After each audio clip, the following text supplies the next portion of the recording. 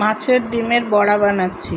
এর মধ্যে নিয়ে নিয়েছি পেঁয়াজ কুচি, লঙ্কা কুচি আর একটু বেসন, হলুদ, লবণ সব কিছু নিয়ে ভালো করে চটকে চটকে মেখে বড়াগুলো ভাজবো।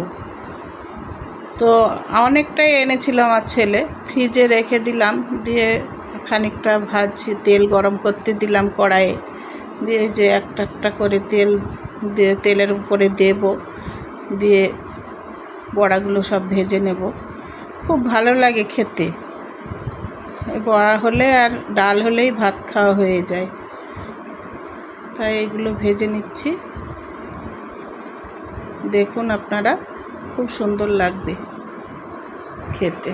এটা অন্যভাবেও ভাজা যায়, পিস পিস করে কেটে ওটাকে রান্নাও করা যায়, কিন্তু আজকে আমি ডাল দিয়ে খাবো বলে এইরকম করে পেঁয়াজ দিয়ে ভেজে নিচ্ছি।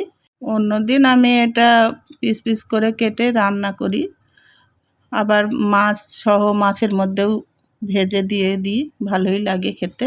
এগুলো উল্টিয়ে পাল্টিয়ে দিয়ে ভেজে নিচ্ছি। এই যে দেখুন, এক পিঠ লাল লাল হয়ে গেছে। নামিয়ে এবার পরিবেশন করব। এখান থেকে দুটো পিস নিয়ে আমি সাজিয়ে দিলাম। দেখুন তো কেমন হয়েছে থালাটা সাজানো।